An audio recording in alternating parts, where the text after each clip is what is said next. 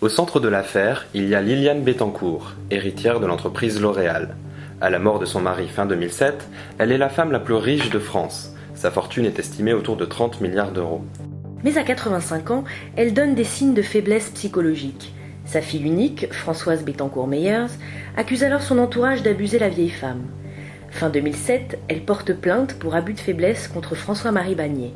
Ce photographe, ami de Liliane Bettencourt, est soupçonné d'avoir indûment profité de centaines de millions d'euros de cadeaux. L'enquête aboutira à sa mise en examen, ainsi qu'à celle de son compagnon, Martin d'Orgeval. C'est le début de l'affaire Bettencourt. En juin 2010, coup de théâtre. Le site Mediapart publie des enregistrements réalisés en douce par Pascal Bonnefoy, le majordome de Liliane Bettencourt. Leur contenu est explosif. On y entend le gestionnaire de fortune de la milliardaire, Patrice Demestre, évoquer des opérations financières douteuses. Et parmi les contacts qu'il cite, un nom retient particulièrement l'attention, celui d'Éric Woerth.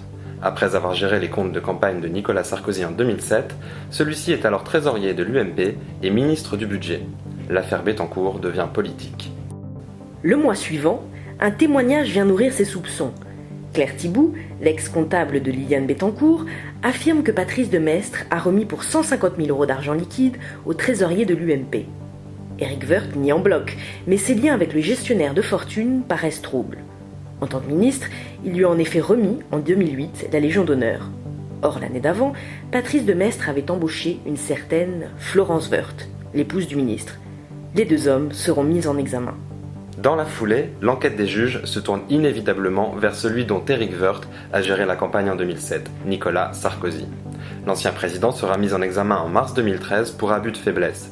Mais à l'automne, faute d'éléments de preuve suffisants, la Cour de cassation prononce un non-lieu en sa faveur. Au total, l'affaire Bettencourt a abouti à 5 procédures judiciaires. Dans la première, celle des présumés abus de faiblesse, 10 personnes sont renvoyées devant le tribunal correctionnel de Bordeaux en janvier 2015. Y figurent les protagonistes Éric Woerth, Patrice Demestre et François-Marie Bagné, avec son compagnon.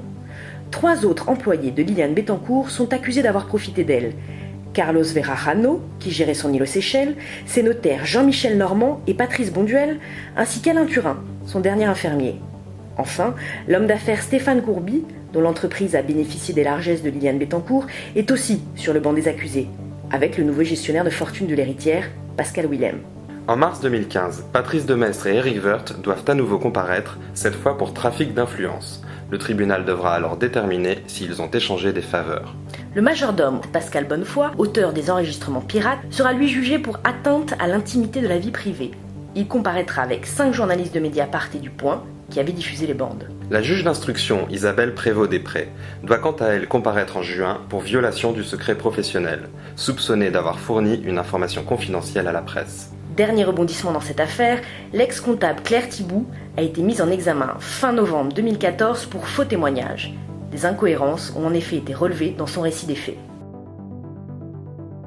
Quant à Liliane Bettencourt, plusieurs médecins lui ont diagnostiqué en 2011 une démence mixte et un début d'Alzheimer. Placée sous la tutelle de sa famille, la milliardaire vit désormais à l'abri des regards.